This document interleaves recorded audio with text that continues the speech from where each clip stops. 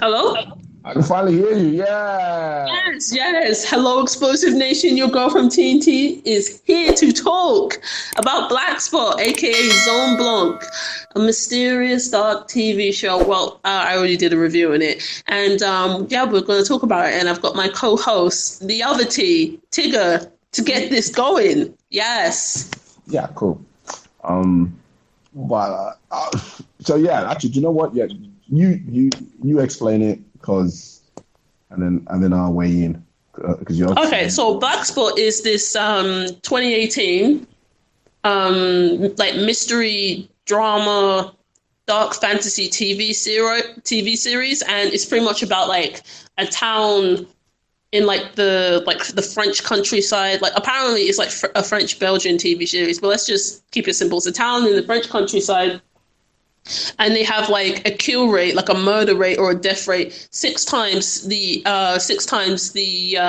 what you call it, the average of the area around them. So anyway, like a lawyer comes to town to kind of investigate and stuff, and then he's got his own motivations. And then there's like the main character, and she got kidnapped at some point in the forest. Like you can tell that I'm really not excited about this show because it was just a slog through to just get through this show. It was like a real pain in the ass. And like I said in my original review, there's like nothing technically wrong with it, but oh my God, I found it so boring. But then I watched another person review it like, oh, maybe I was wrong. Maybe I misjudged it. And he was going like, oh, the series is like this, and I can't wait for like to watch the next season. And I'm thinking, did we just watch two completely different shows? I even went back and watched some of it, and I'm like, no, man, it's still boring. Like, what's up with this? I mean, you struggled to get through one episode, and I had like the whole season playing in the background. Like, and at the first, right, when I first watched it, I was watching like episode 1 to 3, right? And I was like, okay, it's not that bad. But then, like, after episode 3, like episode 4 and beyond, it just started getting like I thought it was going to be like, oh, there's going to be crime and stuff, but the main focus is going to be the dark mystery and like the deity in the forest and all that other stuff. But it seems like that's the focus of season 2. So I'm like, what's the point of season 1? Ugh.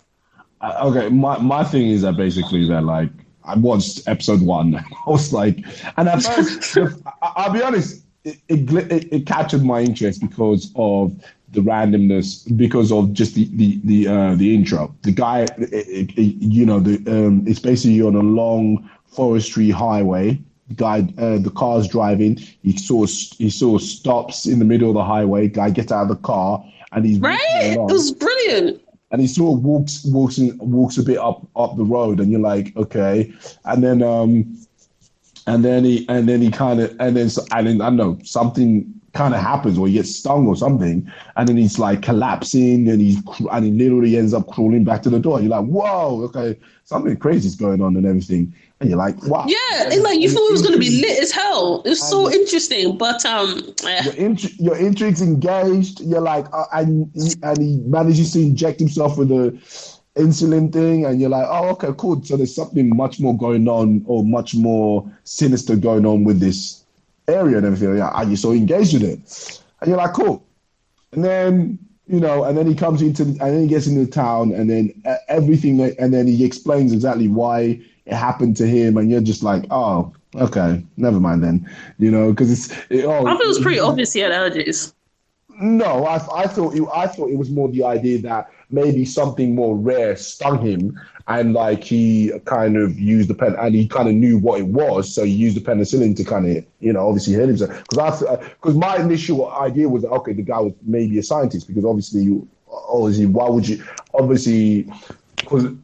why would something randomly sting you, and then suddenly you had to get an EpiPen to kind of obviously for your allergies and something. So I just kind of thought maybe this was a special type of EpiPen, or because reality is, obviously, when everybody in your day-to-day lives kind of thing, you walk around and you walk into the forest, and even if you avoid getting stung by a bee, but it wasn't really a bee that you saw, it was just some kind of random bug or whatever, and you got stung, and you was like, And so you feel, as you know, so you kind of have this idea that, like, okay, maybe this guy's a scientist, maybe it's something more than just what we think it is, and Oh, and I did think he there's was a kind of mystery scientist to too it. at some point. Yeah, I kind of got Yeah, that vibe too. I thought he was going to be a scientist, but actually he was a lawyer.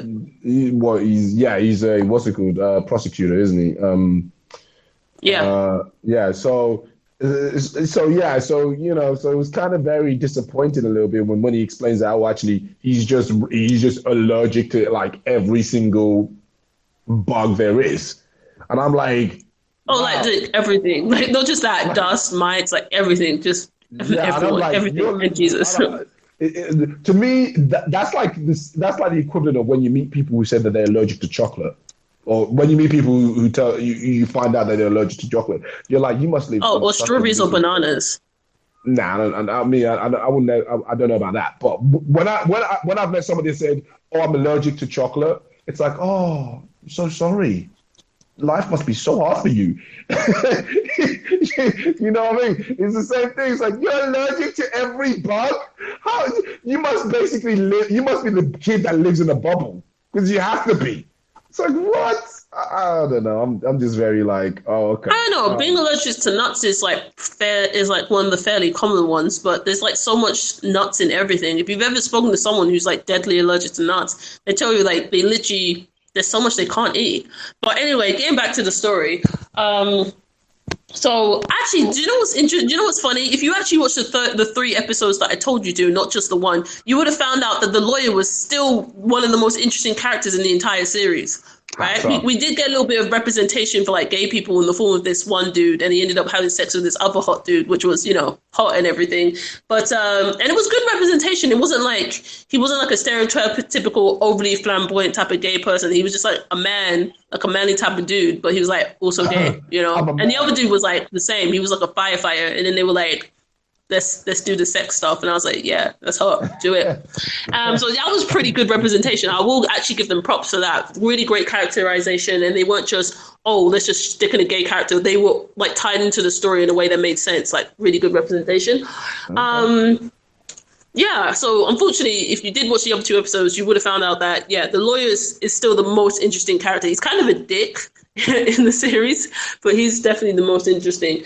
The main chick, she has like this weird relationship with her daughter. I don't even Um. know how old her daughter is. Like, Yes. she doesn't wear a uniform, so I'm Before. assuming she's at least 18. But then she just starts having this like a bit of a thing with this guy who I'm like, and he's like a juvie person, and I feel like he's like 25. I even said that in my original review that I just thought was like, blech. Like I don't know, man. I'm just sick and tired of just seeing like really young people with like much older people and like this like, blech. Like it's not even Yeah, like but most okay, people but don't even date it's people a that old in to me when they're because 18.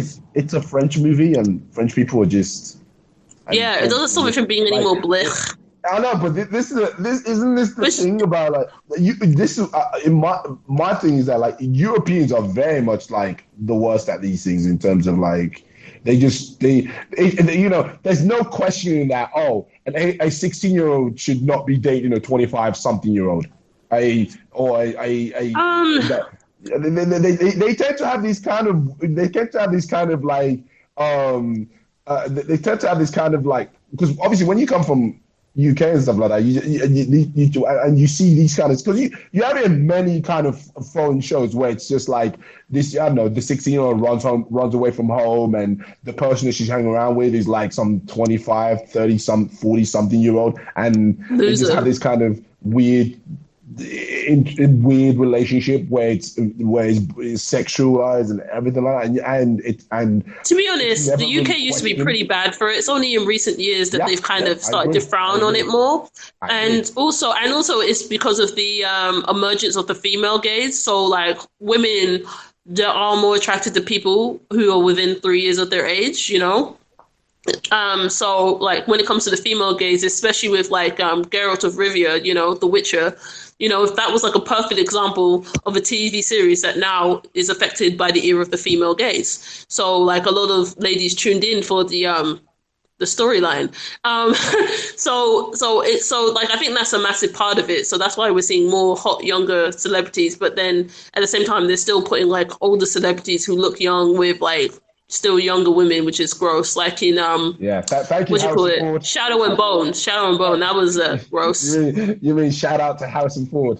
You know, Indiana Jones. Oh yeah, 20 no's and a yes means yes. You know what I mean? Oh, Like what is with that dude, man? I swear, like everything that I've ever watched him in, he's kind of a rapist. Like even in What Lies Beneath, he's kind of a rapist. okay, in that one, he was actually he was the bad guy.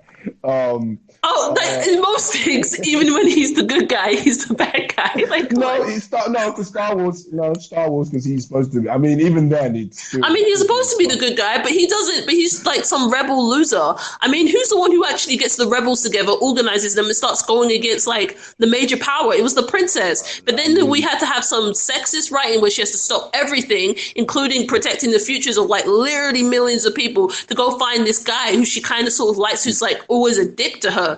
I Like, mean, is to that be just honest, the? I'm not gonna go into Star Wars, bro, because Yeah, I know, but like, that's like the most anyway, all right, okay, boring so one. Like, refocusing.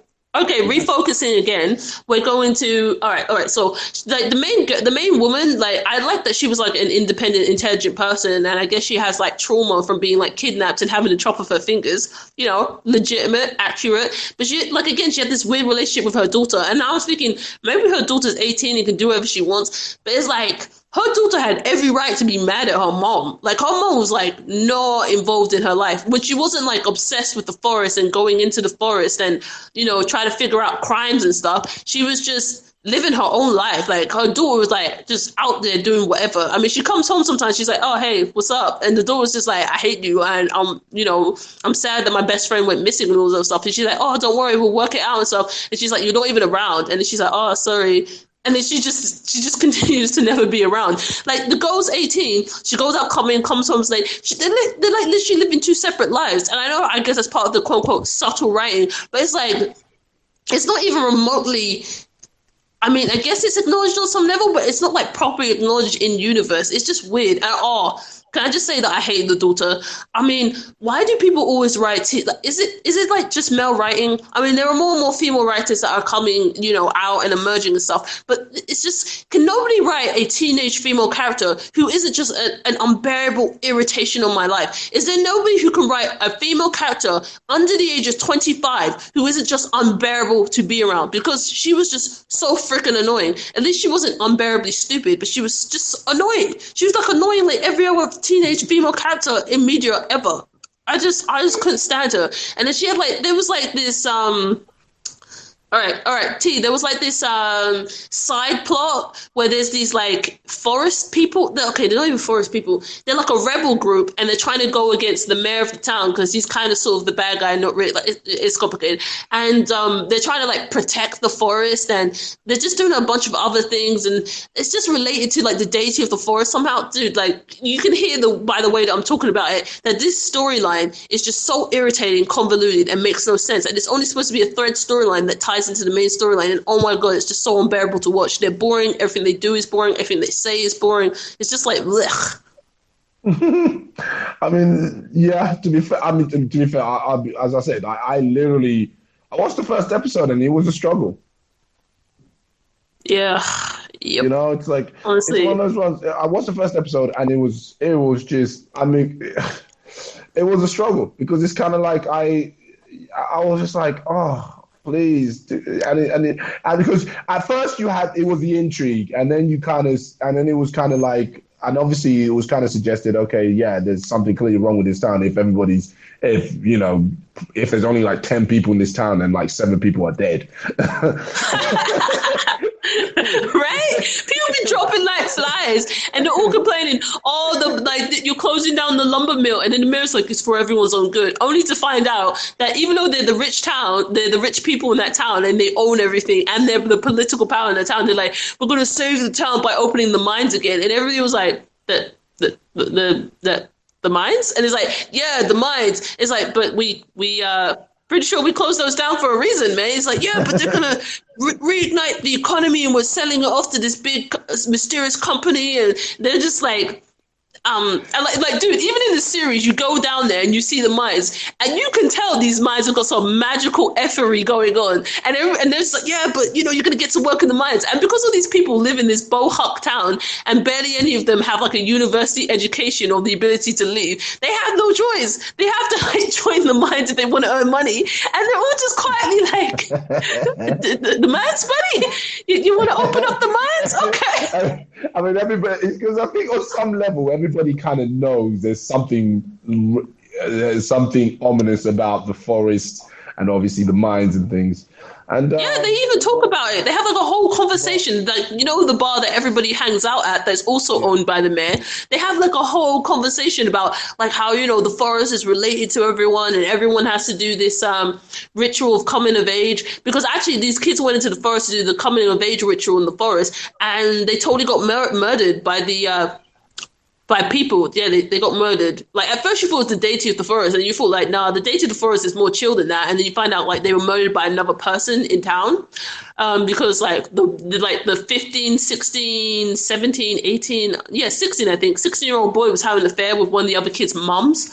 And yeah, like he took like one of the family members murdered him. I can't remember who, but they had this massive conversation in the forest, and the mayor was like, "Oh, we need to stop it. We have to stop the ritual of going and becoming of age in the forest." And then like the woman who's like a mother figure to the main character, she's all like, "Oh no, we can't. The forest has been here and protected us, and it's just a part of our way of life. We still need to stay connected to the forest. It's important," and blah, blah, blah. So, you know, they do talk about it. So the fact that they were all like dead quiet when they were like, "We're going to reopen the mines and save this town," it just shows that we're like I'm almost tempted to watch season 2 to find out what happens with the mines. But I'm pretty sure some demons are probably going to come out. They're going to be munching people at night and stuff. But they're still going to go there because they need money. I think here's the thing, right? So obviously when you live in the 21st century, like, because obviously we're millennials, so we've kind of lived it. And especially obviously because if you come from England, you live in a service industry. Everything's all computers and everything's all office, and everybody wants to work in an office and all these things. Because I mean, compared to now, like as a millennial, like especially when you're born on the cusp of the millennium, compared to now, when I think about like the 90s compared to now, I even think back in the 90s we lived like heathens. I'm not gonna lie. Yeah.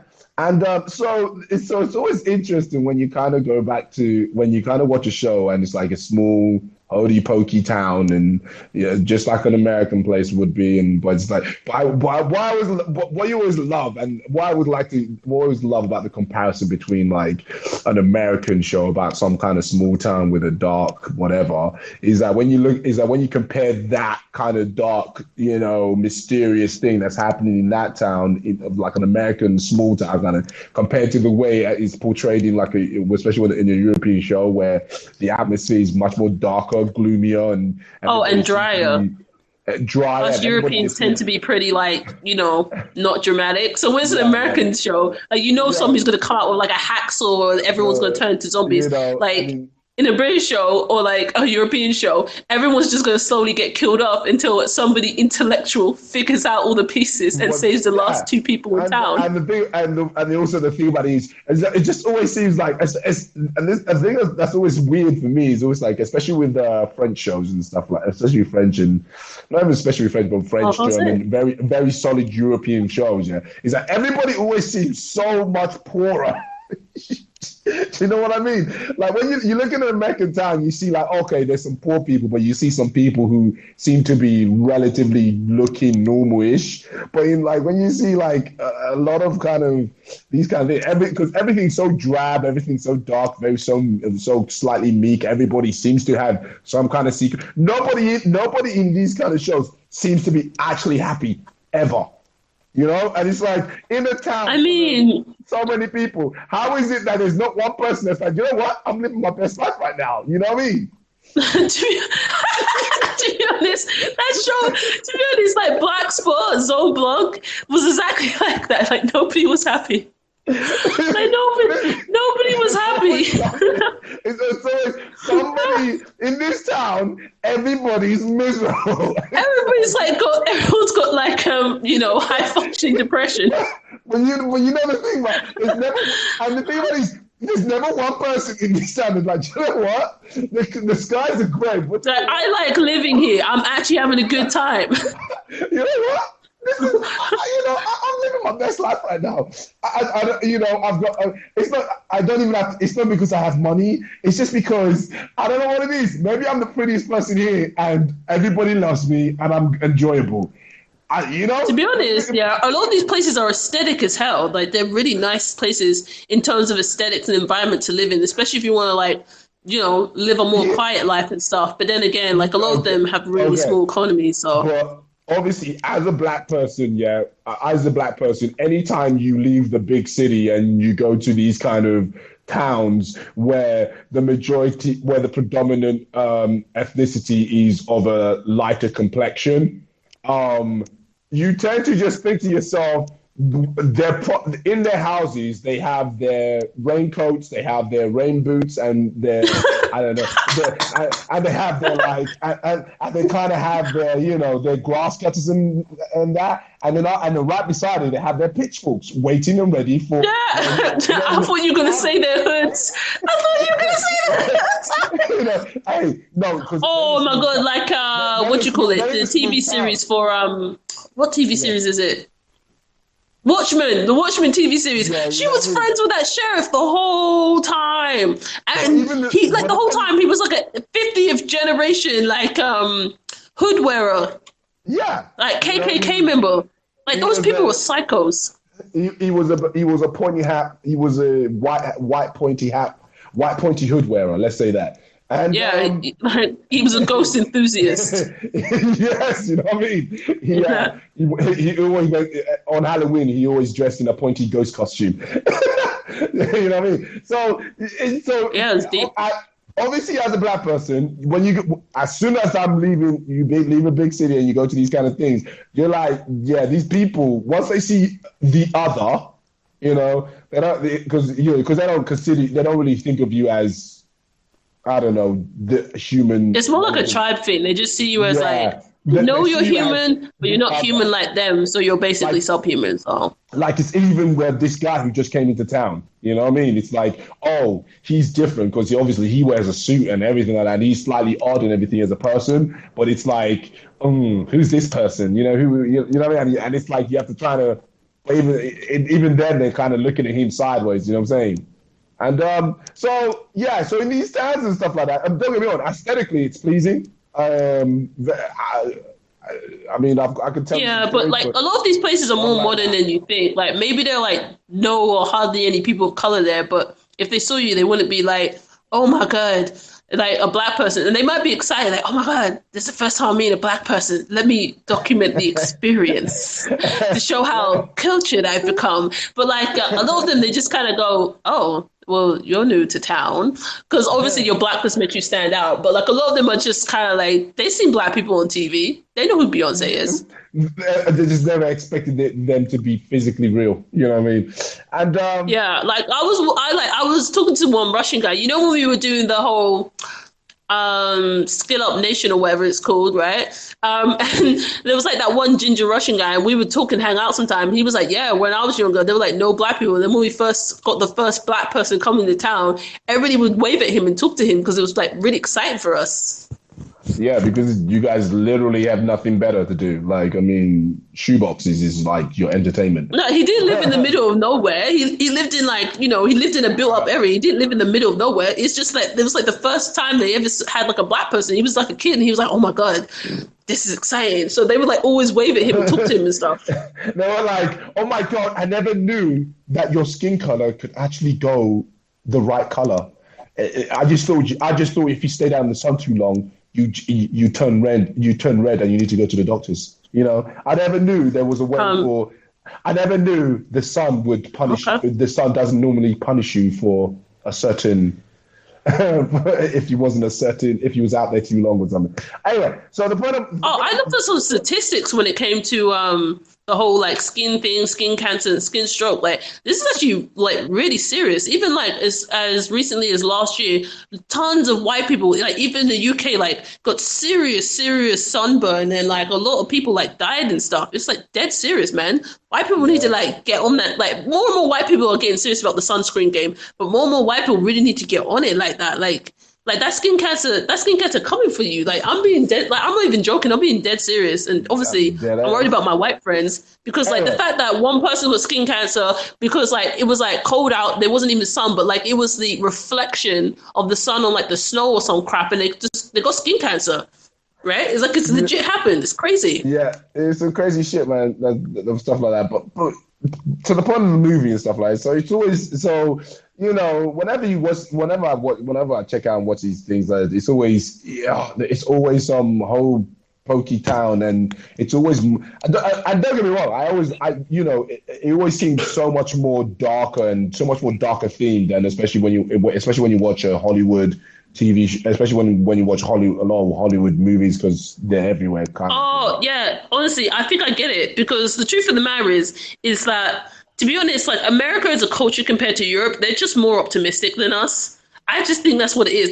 We're like more serious. They're just more optimistic. So even if there's like a bunch of zombies killing in town, there'll still be like some crazy upbeat music like "Here I am, dun, dun, rocking like a hurricane." Whereas if it was made in like Europe or the UK, it'd be like dun, dun, dun, dun, dun, dun, dun, dun, dun, dun, like some kind of like classical, terrible, melancholic music Well, playing in the background, and then maybe just one person standing in the background with a single tear falling down their face. I suppose Europe. I suppose it's because they kind of have this concept of, oh, you can achieve. They kind of have this kind of American concept of the American dream that they have.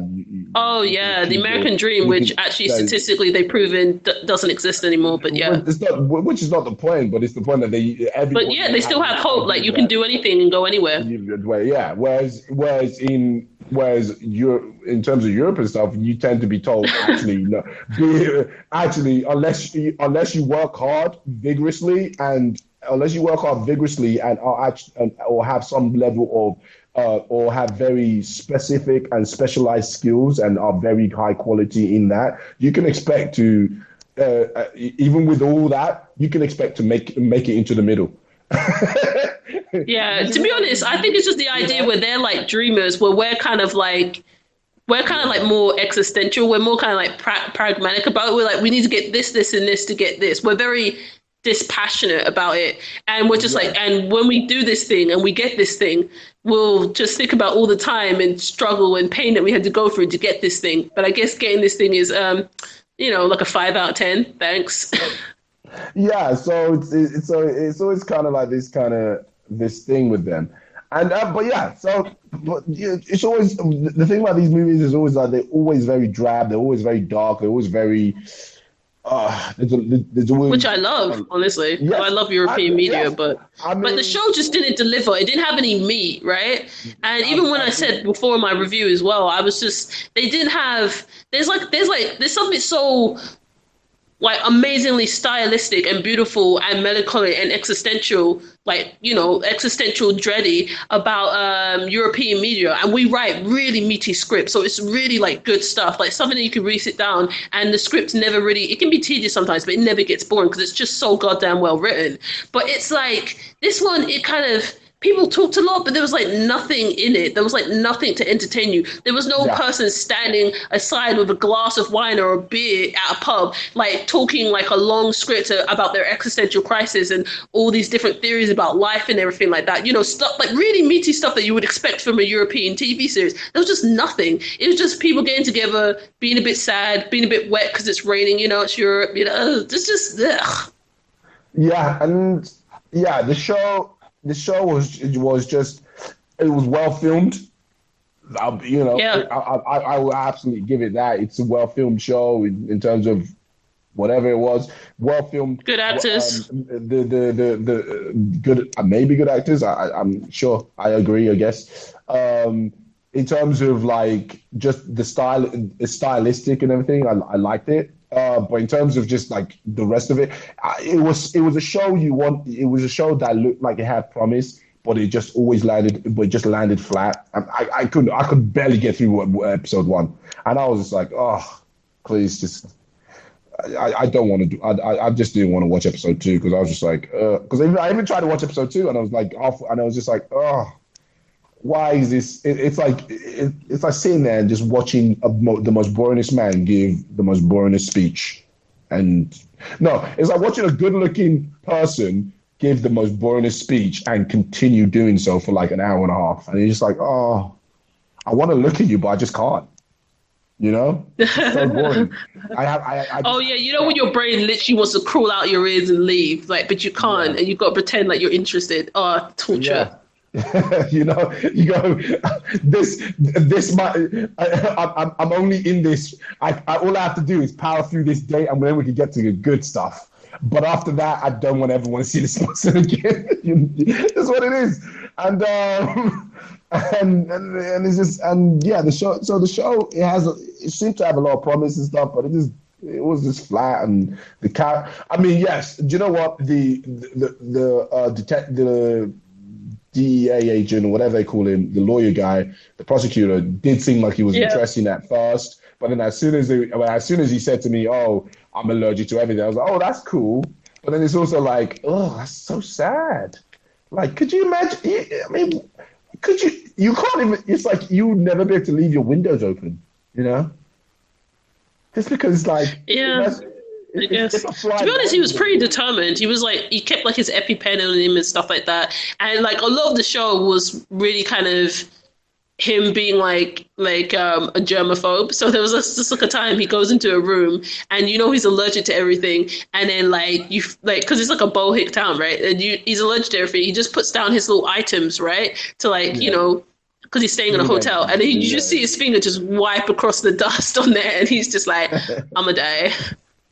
But here's the thing, right? I mean, is he technically a germaphobe if it's the point that basically if he doesn't do it, he's going to die?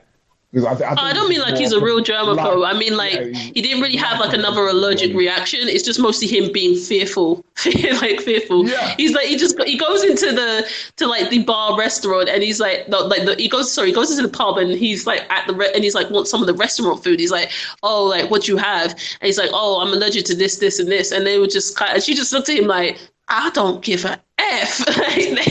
like she gonna serve him anything. Good luck.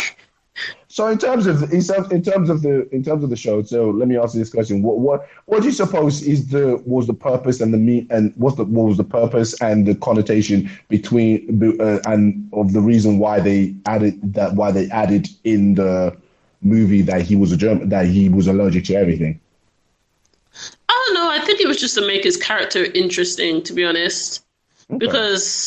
And honestly, it would have been fine without it, but like I feel like if he didn't have the whole allergic to everything, he would have definitely been a more boring character. But even without the whole allergy thing, he is a very interesting character. Like he's not just a prosecutor, he's a disgraced prosecutor, and he was sent to their town as like a punishment. But he's got his own ambitions, and he's trying to like catch a big fish. So he's trying to prosecute the mayor. Right, he was trying to prosecute the mayor for the death of his daughter because the daughter went missing. It wasn't him; it was actually one of the people on the team searching for her. It was a blonde woman, so it was actually her who killed her. So that was like an interesting twist. Not that I really cared because I'm not gonna lie, I just wanted the series to end. But now that I think about the beginning of the series, if I actually paid attention, it would have been obvious it was her because the crows kind of represent something dark happening or somebody who's done something bad. And she was always like obsessed with the crows and they were always driving her crazy, but only her. So she was clearly the killer. I was kind of hoping the best friend, the girl who went missing, was alive. But anyway, the lawyer was trying to like capture the mayor, get a big fish, and then come back to his old job and be like, look, like see how well I've done. But like they kept it a secret this season of what he did in order to get like get like blacklisted.